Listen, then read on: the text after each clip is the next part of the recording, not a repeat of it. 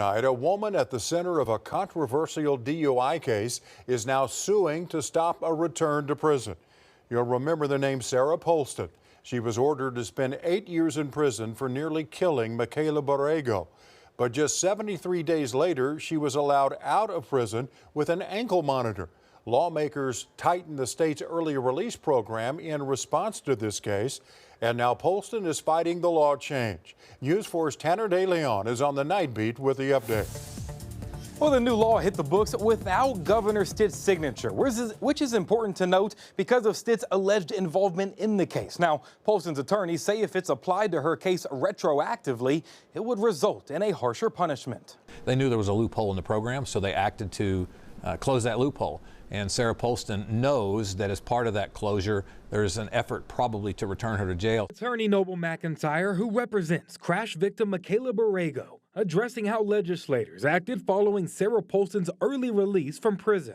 The new law now prevents any inmate convicted of DUI that causes great bodily harm from participating in the ankle monitoring program.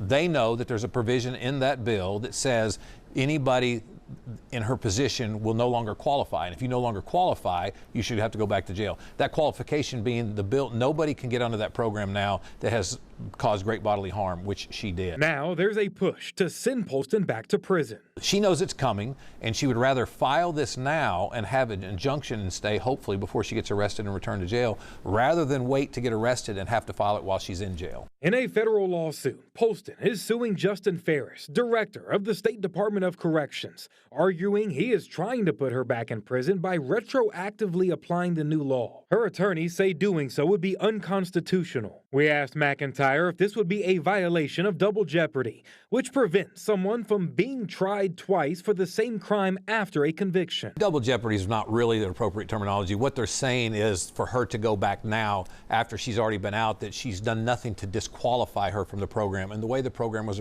originally written was, unless you do something to disqualify you, which is you break the terms of the condition, you don't have to go back, even up to and including if you're denied parole. She's not done anything. What they're saying now is this is specifically targeted at her and to send her back. McIntyre says Polston should have never been released early in the first place. It happened because Governor Stitt got involved and managed to push some buttons to get her out. And we know that because of the jailhouse calls. But Ferris could have put a stop to it. Whether there was pressure on him or not, I don't know. But now he's the one being sued. Governor Stitt has denied any special favors in the Polston case. The Department of Corrections tells News 4 it cannot comment on this new lawsuit. Now, McIntyre says the Borrego family has to wait again to try and receive justice, as Michaela will forever be recovering from the crash. Their daughter will spend a lifetime sentence with a brain injury. Nothing's going to change for her. A life with a broken brain and a broken body, while Sara Polston is home with her family after just 73 days. And had that sentence that was 15 years, justice is that she serves her term. Home confinement is not justice. And this new law will take effect on November 1st.